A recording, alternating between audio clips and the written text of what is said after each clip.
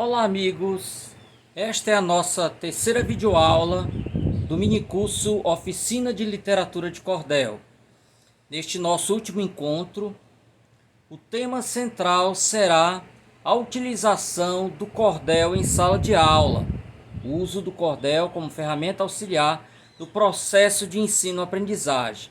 Então eu pretendo passar para vocês algumas sugestões, já de antemão dizendo que não é uma discussão que encerra o assunto, Sempre haverá novas possibilidades de utilização do cordel, vai depender muito da criatividade, de uma boa avaliação do contexto, da sala de aula, das necessidades dos alunos e uma série de outros fatores, ok?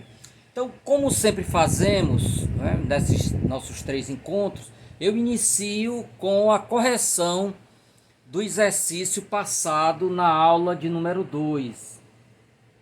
Então, só para lembrar, eu pedi que vocês fizessem o roteiro da lenda da Vitória Régia, Então, para ganharmos tempo, como temos muito assunto a tratar aqui, eu não vou ler a lenda, vocês já conhecem, Então, eu vou apenas colocar para vocês uma possibilidade de roteiro. E é muito importante esse entendimento. É apenas uma possibilidade. Cada autor, a criatividade de cada autor, as opções que cada autor faz, traçará caminhos próprios, para a adaptação do texto. Então é apenas uma sugestão, ou pelo menos uma forma de fazer, o roteiro dessa adaptação. Então, gente, eu pensei a minha adaptação em 20 estrofes, 20 estrofes. Então, na estrofe 1, eu trago a invocação. Como eu vou tratar de uma lenda indígena, então eu peço que Tupã me ilumine para eu contar uma bela e comovente história dos tempos da floresta. Essa é a minha estrofe de número 1, invocação. Na estrofe 2, eu trago o tempo. Eu digo quando ocorre a história, em um tempo bem remoto, antes dos meus bisavós, quando o mundo ainda estava mergulhado no mágico e a racionalidade extrema não havia ainda ocupado o lugar do sonho. Na estrofe 3, eu falo do espaço. Então, notem que eu dividi uma estrofe para cada um dos elementos estruturais: tempo, espaço e personagem. A estrofe número 3, o espaço, eu digo onde ocorre a história, e digo que é no coração da floresta amazônica, onde as matas e as águas vivem em eterna disputa por espaço. Na estrofe 4, eu trago a primeira das protagonistas. Eu falo sobre Jaci, como era chamada a lua, mostro que em vez de ser um ser feminino, no entendimento de alguns povos da floresta, só ajeitar aqui uma palavrinha que saiu errada, de alguns povos da floresta, Jaci na verdade era um rapaz formoso, sendo muito desejado pelas virgens. Na estrofe 5, eu ainda continuo falando da protagonista número 1 e trago um hábito de Jaci, que era descer à terra para buscar virgens, as quais, transformadas em estrelas por ele, Jaci, eram mantidas em seu redor, ao seu redor. E aí na estrofe 6 eu passo a falar da segunda das protagonistas. Eu falo que esse era o sonho de Nayá, então eu faço uma ponte. Venho falando do hábito de Jaci de levar as virgens, e aí coloco, fazendo a ponte, inicio a estrofe 6 dizendo que esse era o sonho de Nayá, uma das mais belas do seu povo guerreiro. Ao ouvir dos velhos da sua aldeia sobre o costume de Jaci, desejou ardentemente viver ao lado da lua. Na estrofe 7, eu digo que para levar adiante seu plano, ela não corresponde aos galanteios dos muitos guerreiros que queriam desposá-la, Na estrofe 8, a alegria de Nayá ao ver a lua tão logo essa surgia no céu, permanecendo nessa contemplação até próximo ao amanhecer, quando o sol raiava, fazendo a lua se despedir dos olhos humanos. Na estrofe 9, eu trago o elemento complicador. Então, até a estrofe 8 foi a apresentação. O elemento complicador vai aparecer na estrofe 9. Sentindo-se desprezada por Jaci, que nunca vinha buscá-la, Nayá caiu doente. Nas estrofes 10 e 11, eu mostro o esforço vão do pajé para curá-la.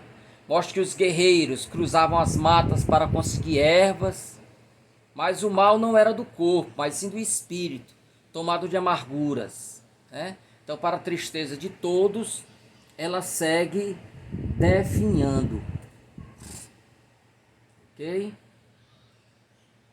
Na estrofe 12, eu digo que mesmo doente, ela continuava fugindo para ir contemplar Jaci. Na estrofe 13, certa noite, pela fraqueza que a doença causava, ela acabou dormindo junto ao igarapé. Ok? Uma possibilidade, gente, inclusive, é vocês trazerem um glossário. Eu tenho feito isso nos cordéis, principalmente quando eu destino ao público infantil. Então eu coloco em negrito ou coloco um asterisco e digo lá no início do cordel que os termos, né, em negrito ou em asterisco são explicados no final do cordel. E aí cria um vocabulário. Então, o que é igarapé? Você pode ir lá explicar nesse vocabulário. Estrofe 14. Quando acorda, vê o reflexo de Jaci nas águas. Então, acreditando que Jaci vinha buscá-la, abriu-se num sorriso. E aí eu coloco aqui uma observação, gente. A sensibilidade do poeta pode produzir aqui uma passagem lírica, encantadora, descrevendo a paisagem, a beleza do luar, etc. Então, assim, os cordelistas que eu mais admiro têm assim, uma habilidade muito grande do ponto de vista da descrição, né? Eles descrevem muito bem, o ambiente, os sentimentos dos personagens e tal. Na estrofe 15 e 16, sem hesitar, a jovem se atira no lago para se unir ao seu amor. Todavia, este parece ir se afastando dela. À medida que ela vai nadando em direção a ele, vai se afastando dela. Fraca pela doença e cansada pelo esforço, ela acaba se afogando. Estrofe 17. Jaci, vendo o sacrifício da Índia, resolveu transformá-la numa estrela incomum. O destino de Nayá não estava no céu, mas nas águas, a refletir o clarão do luar. Estrofe 18 e 19. Nayá virou a Vitória Régia, a grande flor amazônica das águas calmas, a estrela das águas, tão linda quanto as estrelas do céu e com um perfume inconfundível, que sobe suas pétalas ao luar. Observem que tanto na estrofe 17 como na 18 e 19, eu simplesmente copiei o texto mesmo, né? Aqui está palavra por palavra, Ctrl C, Ctrl V. Estrofe final, informar que ainda hoje, quando vejo a lua ceifando nuvens pelo céu, lembro daquela história antiga sobre a Índia tão bela, que perseguindo a ilusão, acabou virando uma das mais fascinantes flores que existem nos rios amazônicos. Então esse é o fechamento da minha narrativa. Então, de novo, cada um de vocês tem a seu favor a criatividade, a sensibilidade, não é? Para traçar um caminho próprio, né? Inclusive a lenda pode ser apenas um ponto de partida, né? Para contar uma história. Você não precisa ficar presa, não é? Preso, desculpem, a narrativa, tá bom? Ela pode ser o ponto de partida. E aí, gente, entramos agora na discussão central, que é o uso do cordel como instrumento auxiliar do processo de ensino-aprendizagem. Então eu começo citando Gustavo Barroso, num livro dele famoso, não é? E de raro, difícil de conseguir, chamado Ao Som da Viola. É um livro de 1921. Ele mostra como a poesia era utilizada já séculos antes de Cristo, lá na Grécia, como instrumento de aprendizagem. Diz ele, o ensino das crianças começava na Grécia Antiga pela poesia, porque esta era o meio mais fácil de guardar na memória, nessa época em que o livro era difícil, a narração dos acontecimentos e o perfil dos homens nele envolvidos. E foi a memória coletiva do povo grego quem primeiro conservou os cantos admiráveis dos rapsodos, né? Ele está falando em relação à poesia bárdica, né? A poesia antiga. Ela era transmitida geração a geração por pessoas, né, nômades que iam de local em local, né, cantando aquelas histórias e tudo, e aquilo ficava na memória. Então, a poesia foi utilizado principalmente pelo poder, né, mnemônico, quer dizer, a capacidade, a facilitadora de memorizar. Lembram? Água mole em pedra dura, tanto bate até que fura. Nós guardamos sem menor esforço, né, esse dístico, né, essas duas linhas de poesia popular. Então, como a poesia bárdica grega, né, o cordel também desempenhou um papel de relevo na alfabetização nordestina, né, principalmente das massas sertanejas que viviam longe das capitais, não tinham acesso à escola, numa época em que o livro era muito raro. Então, sobre isso, Veríssimo Pinheiro de Melo fala, né, na abertura, na apresentação que ele faz de um livro. Nós até já, ele foi um dos textos que eu selecionei para vocês, pessoal. Tá aqui, né? Um dos textos da nossa disciplina saiu deste livro aqui, né? Essa antologia do cordel, que foi organizada pelo Ribamar Lopes, né? E foi patrocinada pelo Banco do Nordeste do Brasil, BNB. Então, na abertura, gente, desse livro, né, de 1982, o professor já falecido Veríssimo Pinheiro de Melo nos fala sobre o poder do cordel, né, como instrumento auxiliar no processo de alfabetização das massas. Diz ele, outro papel importante exercido pela literatura de cordel diz respeito à sua função como auxiliar de alfabetização. Sabe-se que incontáveis nordestinos carentes de alfabetização aprenderam a ler por meio de folhetos. E desta forma cresce gradativamente o interesse de estudantes e educadores em todo o Brasil pela literatura de cordel para este fim, e das muitas maneiras como o cordel pode ser utilizado em sala de aula, né?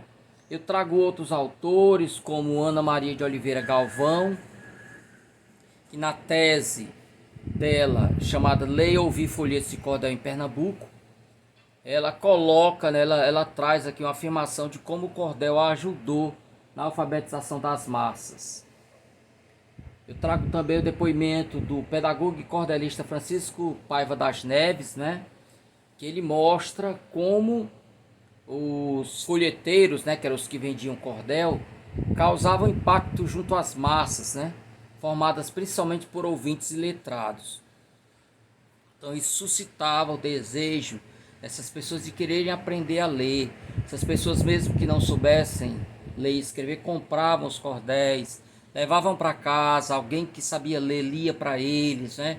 Então eles tinham interesse de dominar a escrita para entrar nesse universo.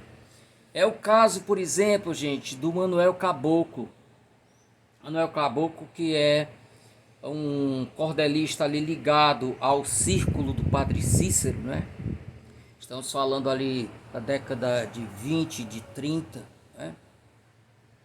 Até antes.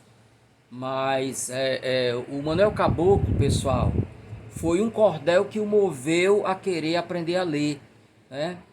Um dia encontrou o poema Alonso e Marina, que enrolava uma barra de sabão. Então o pai comprou essa barra de sabão e vinha enrolado nessa barra de sabão esse folheto, né? E aí ele passa a querer aprender a ler para poder deletrear, né, soletrar aquele cordel.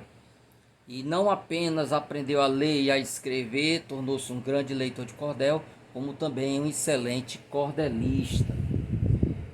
Não é demais também lembrar o João Martins de Ataíde, né? Que trazia sob o chapéu tanto a cartilha de ABC como cordéis, né? Principalmente do Leandro. Nas poucas horas de folga que ele tinha no trabalho, ele estava lá tentando ver o que estava escrito ali.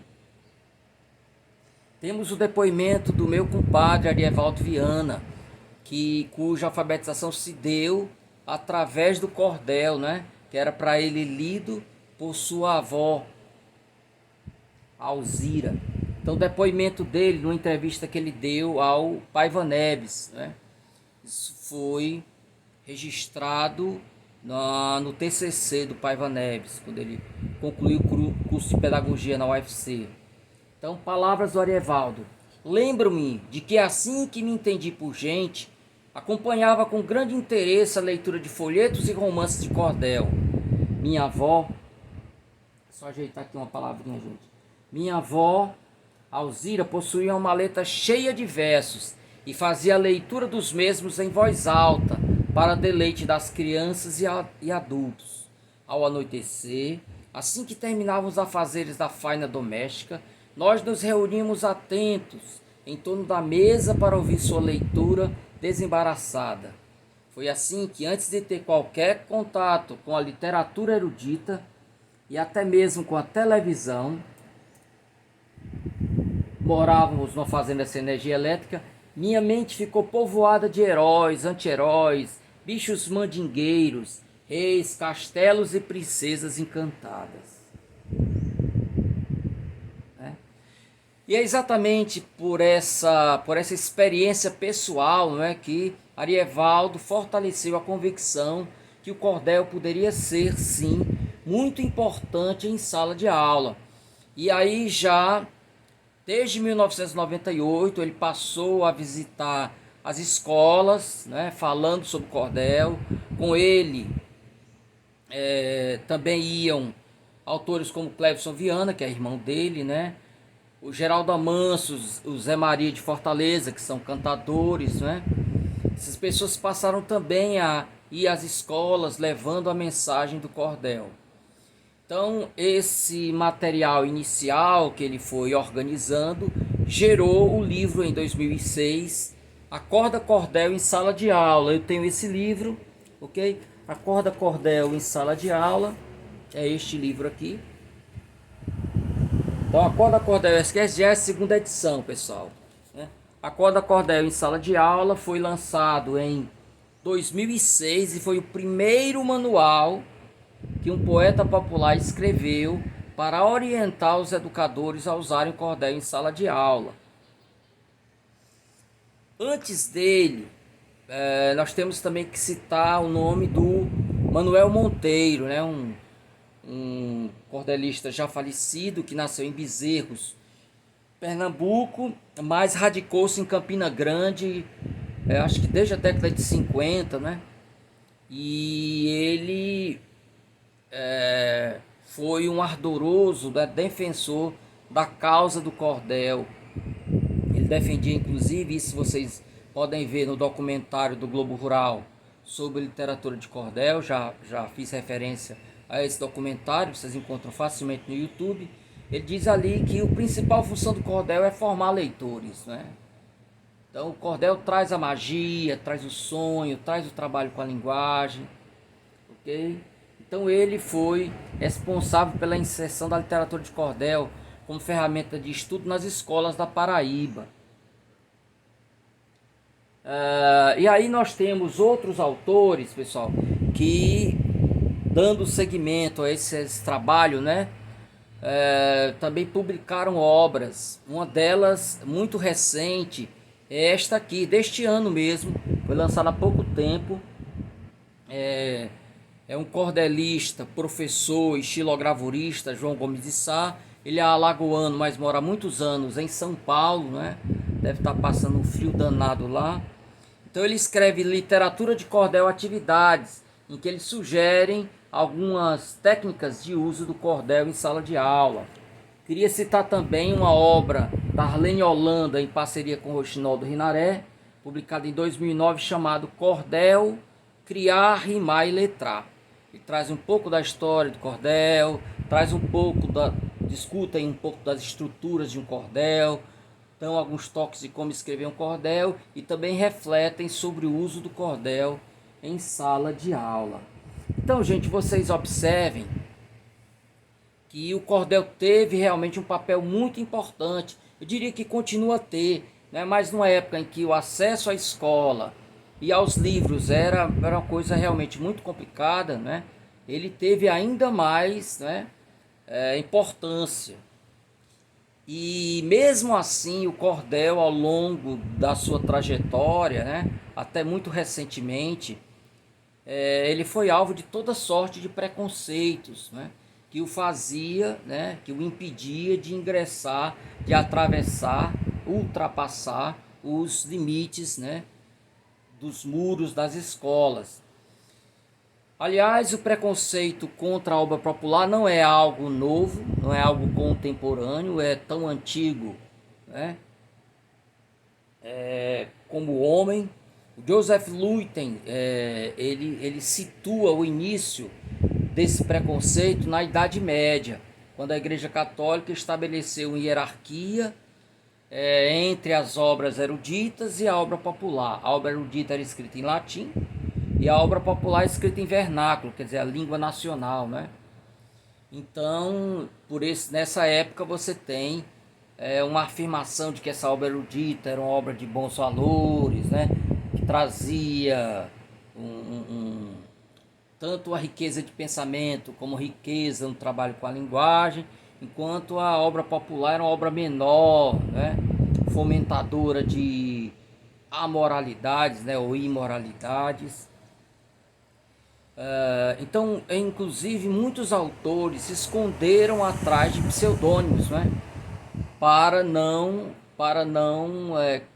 serem exatamente depreciados, né? Então, eles se escondiam por trás de pseudônimos. Lembro, por exemplo, que os contos da Mamãe Gansa, né? O autor, da obra do século XVII, o autor se esconde atrás de um pseudônimo para exatamente não se revelar, né? Estou citando apenas um entre tantos. Há quem diga, inclusive, que o teatro de Shakespeare teria sido escrito por Francis Bacon, né, o filósofo. Ele teria inventado o personagem Shakespeare para se esconder, né? E isso estou dando apenas dois entre tantos exemplos que poderia trazer aqui. Bom, eu trouxe para vocês uma fala do jornalista e escritor João do Rio, do início, do comecinho mesmo do século XX, né? Que é um livro chamado A Alma Encantadora das Ruas. É como que um passeio pelas ruas, né? Ele passeia ao mesmo tempo pelas ruas e pelo tempo. São várias crônicas falando sobre isso. Então quando ele vai falar da literatura que era vendida nas ruas, né? As ruas, ele tem o seguinte pronunciamento sobre as obras populares, né? Mostrando como elas, segundo a opinião dele, induziriam aos leitores ao cometimento de crimes, né? Não sei porque me lembrei aqui lá da Luísa, né, do Primo Basílio, que por ler obras românticas, né, também deixou-se cair na lábia do primo, né,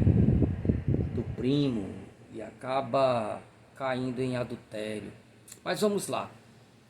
Palavras do João do Rio. Desde 1840, o fundo das livrarias ambulantes, as obras de venda dos camelôs têm sido a Princesa Magalona, a Donzela Teodora, a História de Carlos Magno, a Despedida de João Brandão e Conversação do pai Manuel com o pai José. Ao todo uns 20 folhetos sarrabulhentos de crimes e de sandices. Como esforço de invenção e permanente êxito, apareceram exportados de Portugal os testamentos dos bichos, os conselheiros dos amantes e uma sonolenta, olha o tamanho do título, tudo isso é o título. Disputa divertida das grandes bulhas que teve um homem com sua mulher por não lhe querer deitar os fundilhos dos calções velhos. Essa literatura, vorazmente lida na detenção, quer dizer, lida por presos, né? Nos centros de vadiagem, por homens primitivos, balbuciada à luz dos candeeiros de querosene nos casebres humildes, piegas, hipócrita e mal feita, é a sugestionadora de crimes, o impulso à exploração de degenerações sopitadas, o abismo para a gentalha. Então essa era a visão que a intelectualidade da época tinha dessa obra, né? Então nota que ele começa a falar desde 1840, lembrando que a imprensa só chega no Brasil em 1808, né? Então nós temos aí mais ou menos 32 anos depois, 32 anos depois ele falando desses livros aí. Uma boa parte dele vinham importados, mas alguns já eram publicados aqui no Brasil, né? Não eram cordéis ainda, foram obras que deram origem a cordéis, né? Com exceção dos testamentos de bichos, né?